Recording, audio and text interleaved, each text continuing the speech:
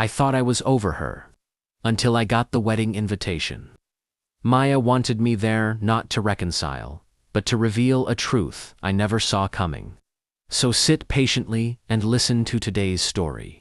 The love we lost was only the beginning of a story of lies, greed, and betrayal. The invitation arrived on a Tuesday, a day so mundane that the heavy, cream-colored envelope felt like a brick through my mailbox. It was embossed with gold leaf. Maya and Julian. The names stared back at me, mocking the 3 years I had spent trying to erase them from my memory. We hadn't spoken in 2 years. Our breakup hadn't been an explosion. It was a slow leak. A gradual emptying of hope until there was nothing left but silence. Now, she wanted me to watch her say I do to a man who, according to social media, was everything I wasn't. Stable, wealthy, and certain. My friends told me not to go. It's a power move, Leo, Mark said, leaning over a beer. She wants you to see what you lost. But there was a note tucked inside my specific invitation, handwritten, No, I have no right to ask this. But please, I need you to be there. There is something you never knew. That was the hook. The truth she hinted at was a ghost I had been chasing since the day she packed her bags. I booked the flight to Vermont. The wedding was held at a private estate tucked in the Green Mountains. When I arrived at the rehearsal dinner, the air was thick with the scent of pine and expensive perfume. I saw her across the lawn. Maya looked ethereal, but as our eyes locked, I didn't see the triumph I expected. I saw fear. When Julian, her fiancé, put a hand on her waist, she flinched just a fraction of an inch, but I saw it. You came, she whispered, when we finally found a moment alone by the lake. You asked, I replied. Maya, what is this really about? The night before the wedding, I couldn't sleep. A soft knock at my cabin door revealed Maya, still in her silk robe, her eyes red from crying. I'm not marrying him because I love him, Leo, she sobbed. The truth came out like a flood. After we broke up, Maya's father had spent the family's entire savings on a failing business venture, pulling even more from investors who turned out to be dangerous people. Julian wasn't just a fiancé. He was the son of the man who held her father's debt. This wasn't a wedding. It was a merger. A sacrifice. Why tell me now? I asked, my heart hammering. Why invite me to watch this? Because, she breathed. The money Julian's father used to save us. It was stolen from your family's old estate accounts during the probate. After your father passed, Julian knew he used your inheritance to buy my hand in marriage. The room went cold. The truth wasn't just about her feelings, it was a web of white-collar crime and manipulation that had ruined both our lives before we even had a chance to save our relationship. The wedding day arrived. I stood in the back of the chapel. The truth was heavy in my pocket. I had spent the night calling old family lawyers, confirming the paper trail Maya had whispered about. As the priest asked if anyone had an objection, the silence was deafening. I didn't stand up and shout. I simply caught Maya's eye and nodded. She knew I had the proof. Instead of saying I do, Maya turned to Julian. The accounts are frozen, Julian. The police are at the gate. As Maya sat on the edge of the bed in my cabin, the weight of her words hung in the air. The truth wasn't just a romantic tragedy. It was a criminal conspiracy. My father's death, 2 years ago, had been messy. His estate tied up in probate for months. I had assumed the dwindling numbers in the trust were due to bad investments. I never realized Julian's father, a senior partner at the firm, had been siphoning it to fuel his own empire. He told me if I didn't marry Julian, he would leak the documents that framed my father for the embezzlement. Maya whispered. My father is innocent, Leo. He was a scapegoat.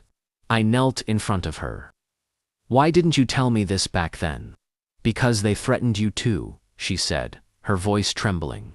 They told me if I reached out to you, your accidental car debt would become an accidental tragedy.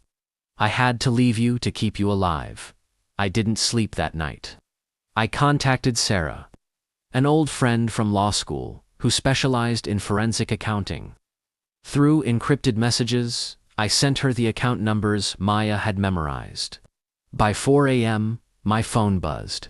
Leo, it's worse than you thought.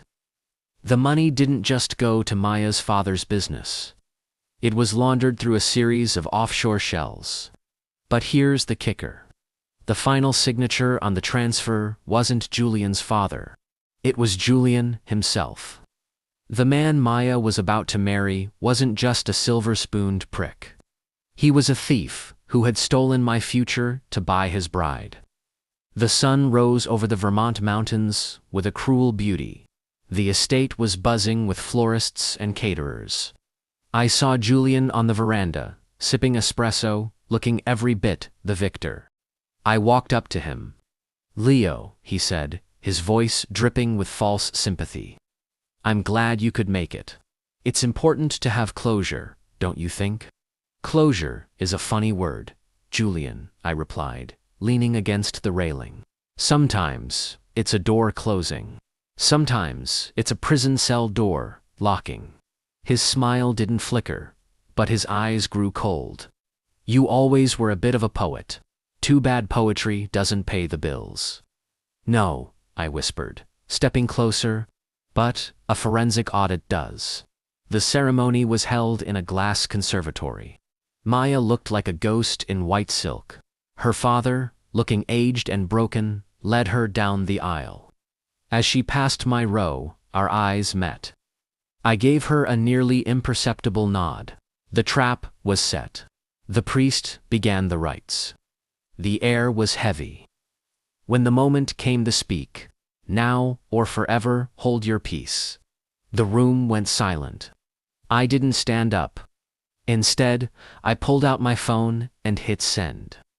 On an email to every major investor sitting in that room. Simultaneously, the heavy oak doors at the back of the conservatory swung open. 2 men in dark suits entered. Not the police, not yet. They were the lead investigators. From the Internal Revenue Service and the State Auditor's Office. Julian's father stood up, his face flushing deep red. What is the meaning of this?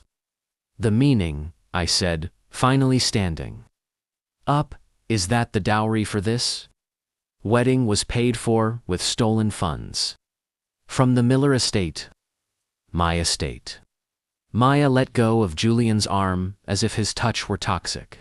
She stepped away, moving toward the altar rail, away from the man who had bought her. You're bluffing, Julian hissed, though his hand was shaking. Check your phone, Julian, I said, and check the faces of your investors. The wedding never happened. The truth had been exposed in the most public way possible. Within an hour, Julian and his father were being questioned in a private study, and the guests were being ushered out in a whirlwind of scandal. I found Maya in the garden, the lace of her veil torn, sitting on a stone bench. The sun was setting, casting long orange shadows. It's over, she said, looking at her bare hands. It's just beginning, I replied. We have a lot of years to make up for. The truth was out. It wasn't just that she loved me. It was that she had sacrificed her happiness to protect me. And now, for the first time in years, the debt was paid. The days following the scandal were a blur of depositions and headlines.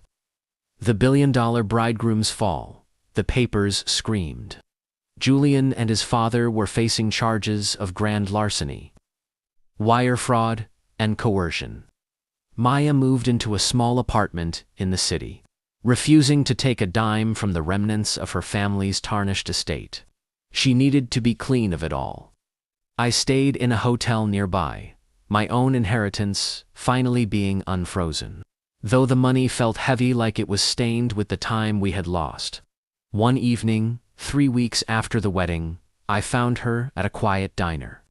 She looked exhausted, but for the first time, her eyes were clear. "I keep waiting for the other shoe to drop," she said, stirring her coffee.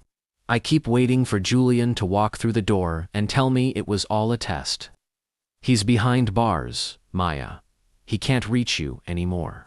He reached into my soul for 2 years. Leo that doesn't just disappear because a judge signed a paper. While clearing out my father's old office, a place I hadn't visited since his funeral, I found a locked floor safe. Inside wasn't money. It was a stack of letters, all addressed to me, all in Maya's handwriting. They were dated from the months after our breakup. Julian's father had intercepted them. "Leo, if you're reading this, they told me you moved to London. They told me you hated me. But I'm writing anyway. I'm doing this because they said they'd destroy your father's reputation if I didn't stay away. I love you more than my own freedom." I realized then that the truth had layers I hadn't even touched. It wasn't just a financial crime. It was a psychological war. Against my better judgment, I visited Julian in the holding facility before his sentencing. He sat behind the glass, looking gaunt but still arrogant. "You think you won," Julian sneered. "You got the girl. You got the money back." "I didn't win, Julian. I just stopped losing," I replied. "Why did you do it? You had everything. Why steal my life?" Julian laughed, a dry, hollow sound. "Because you were happy. Leo, you had that effortless joy that people like me can't buy. I wanted to see if I could break it. I wanted to see if I could turn your true love into a transaction. And for 2 years, I did. I stood up. You failed. Because even when she was standing at the altar with you, she was looking for me." Months later, I took Maya back to Vermont. Not to the estate. That had been sold to pay off creditors. But to a small cabin near the lake where we had first met in college. The air was crisp. The drama of the courtrooms felt like a lifetime ago. We sat on the porch, watching the sunset bleed into the water. "I used to dream about this," Maya said softly. "But in the dream, I was always running, and you were always just out of reach." I took her hand. "I'm not going anywhere. We have 80,000 stories to tell each other, to fill in the gaps of those 2 years. Where do we start?" she asked. "We start at the beginning," I said. "Before the gold invitations, before the lies, just Leo and Maya."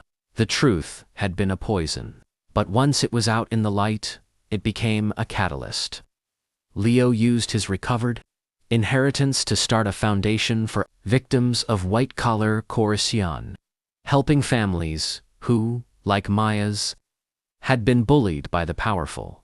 Maya returned to her passion for architecture, designing spaces that were open, transparent, and filled with light. The exact opposite of the dark rooms, where she had been held captive by her father's debts. They didn't get married right away. They didn't need a ceremony to prove they belonged together. They needed time. They needed the silence of a Tuesday morning without fear.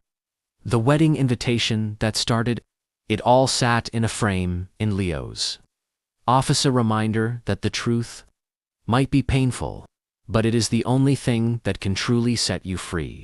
While the world saw me as the pining ex-boyfriend, I had spent the 6 months prior to the wedding invitation becoming a ghost. I knew Julian was watching my main bank accounts, so I operated in the shadows. I had hired a team of private investigators, officers to track every wire transfer Julian made.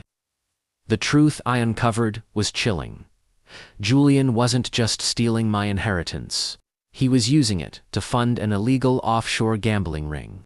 The wedding wasn't just a merger. It was his clean exit. Once he married Maya, her family's Old money name would provide the perfect front for his laundered cash. I had to be surgical. If I moved too early, Julian would disappear. I had to wait for the moment he was most vulnerable, the vows. 2 days before the wedding, I had a secret meeting in a dimly lit parking garage in Burlington. The person I was meeting? Julian's own chief of staff, Marcus. He's paranoid, Leo, Marcus said, handing me a thumb drive. He treats everyone like a pawn. He's been skimming from his father to... If his father finds out, Julian has been stealing from the family firm to pay off his personal gambling debts. He'll disown him before the feds even arrive. This was the final piece of the puzzle. I didn't just have the evidence to put Julian in jail. I had the evidence to destroy his relationship with his only Elahi's father.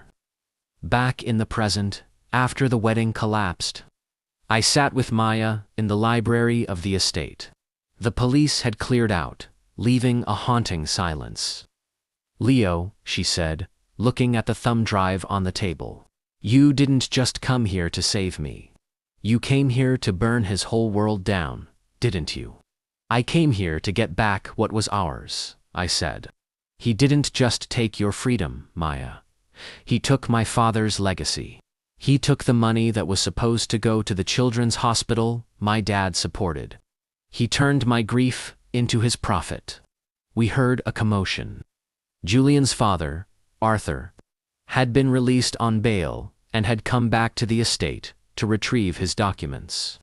He walked into the library, his face a mask of fury. You think you've won, boy? Arthur spat at me. I have lawyers who will have these charges dropped by morning. Maybe, I said calmly, sliding the laptop toward him. But your lawyers can't fix this. Look at folder B. Arthur looked at the screen. His eyes widened as he saw the records of Julian stealing. $50 million from Arthur's own private retirement fund money. Julian had lost on a bad bet in Macau. The betrayal on Arthur's face was more satisfying than any handcuffs. He realized his perfect son was the one who had truly ruined him. The next morning, I drove Maya away from that house for the last time. We stopped at a cliffside overlooking the Atlantic. The weight of the 90,000-word journey we had lived, the years of silence. The months of planning, the hours of fear seemed to lift with the morning mist. What now? She asked. Now, I said, we go back to the person you were before you met him, and I go back to the man I was before I lost you. We start fresh. No gold-rimmed invitations. No secrets. As we drove, Maya pulled a crumpled piece of paper from her pocket. It was the original note she had written to me, the one she was too afraid to send. Leo, if you ever find out the truth, don't come for me. Just be happy. That's the only way he loses. I reached over and took the paper, tearing it into small pieces and letting the wind take it out the window. He already lost, I said, because I didn't stay away. And you didn't give up. The city skyline looked different from the balcony of our new home. It wasn't a fortress like Julian's estate. It was a home built of glass and cedar, designed by Maya herself. In the 5 years since the wedding, that never was. The name, Leo Miller, was no longer associated with a tragic inheritance scandal, but with the Miller Rose Foundation. We had turned the stolen millions, once recovered, into a beacon for others. We didn't just give money. We provided legal shields for families being bullied by corporate Redditors. Maya stood beside me, her hair shorter now, her eyes sparkling with a peace I hadn't seen in our 20s. The gala is tonight, Leo. Are you ready? I'm ready for anything, as long as there are no gold leaf envelopes. I joked. She laughed, a sound that still felt like a victory every time I heard it. That afternoon, I received a letter from a maximum security prison. It was the first time Julian had reached out since his sentencing. I opened it, not with fear, but with curiosity. Leo, I heard about the foundation. I heard about the buildings Maya is designing.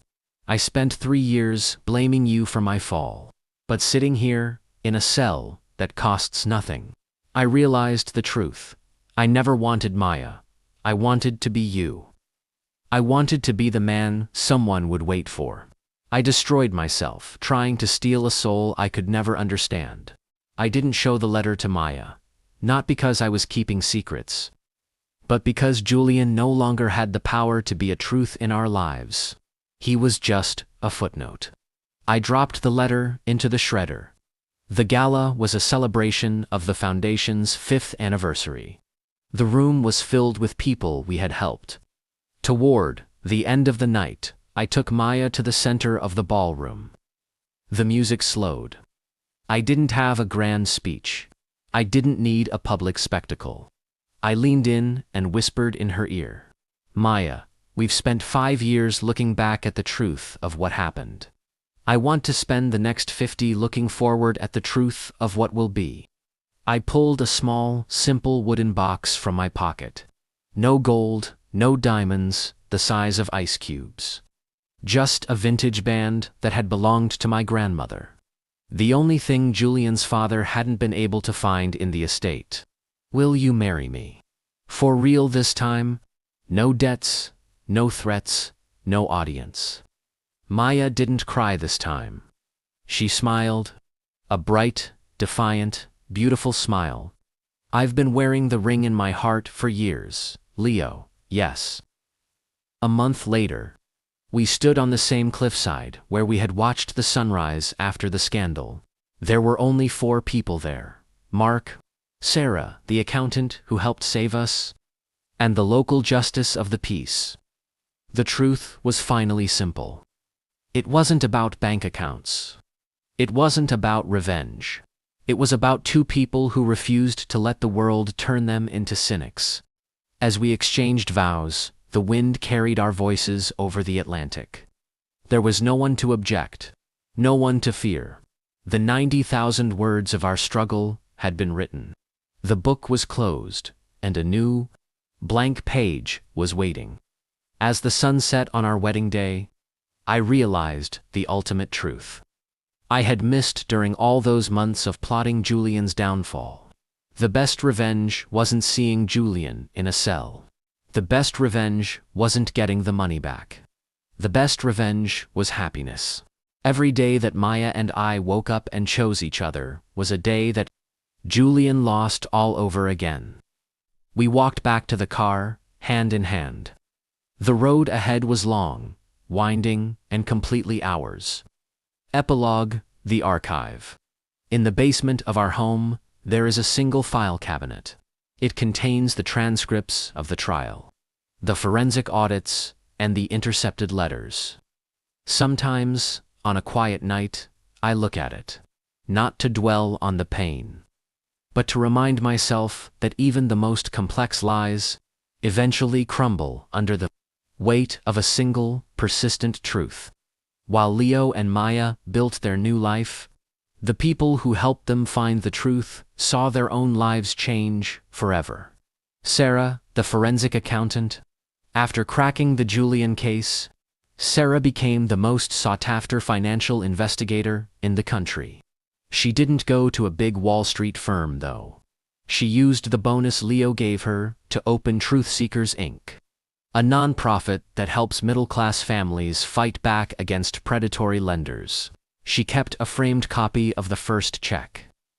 Julian's father tried to bribe her with and signed and canceled. On her desk, as a reminder that integrity has no price. Mark, the loyal friend. Mark, who had spent years telling Leo to move on, finally understood why Leo couldn't. He became the chief operating officer of the Millerose Foundation.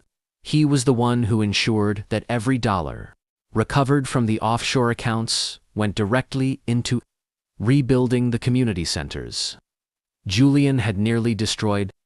The truth continued to haunt the villains. Arthur, Julian's father, didn't survive long in the world of the fallen. elite, disgraced, and penniless. He spent his final years in a small apartment, still clutching a briefcase full of worthless stock certificates. He never spoke to Julian again. Julian, however, became a cautionary tale. In prison, he started a program teaching other inmates about financial literacy, not out of the goodness of his heart, but as a way to pass the time. He had finally accepted that his power was an illusion. The man who tried to buy a wedding ended up with nothing but a library card and a bunk bed. The truth continued to haunt the villains. Arthur, Julian's father, didn't survive long in the world of the fallen. Elite, disgraced, and penniless. He spent his final years in a small apartment, still clutching a briefcase full of worthless stock certificates. He never spoke to Julian again. Julian, however, became a cautionary tale. In prison, he started a program teaching other inmates about financial literacy, not out of the goodness of his heart, but as a way to pass the time. He had finally accepted that his power was an illusion. The man who tried to buy a wedding ended up with nothing but a library card and a bunk bed. 10 years after the wedding invitation arrived, a new generation began to play in the gardens of the Miller home. Leo and Maya's daughter, Alina, and their son, Julian, named not after the villain, but as a reclaiming of a name that means youthful and bright, grew up in a house where there were no secrets. One day, Alina found an old, faded gold-rimmed envelope in a scrapbooking box. "What's this, Mommy?" she asked. Maya knelt down and took the envelope. She didn't look at it with sadness. She looked at it as the map that led her back to her soul. "That," Maya said, "is the most expensive mistake someone ever made, and the best thing that ever happened to us." The story of the wedding invitation wasn't just about an ex-girlfriend. It was a 90,000-word journey through the darkest parts of human greed and the brightest parts of human resilience. Leo sat in his study, looking at the Foundation's annual report. The $50 million that had been stolen was now worth over $200 million in social impact. The truth had been multiplied. He realized that if he had never received that invitation, he might have lived his whole life in a comfortable, quiet lie. The pain of that day was the fire that forged the man he became.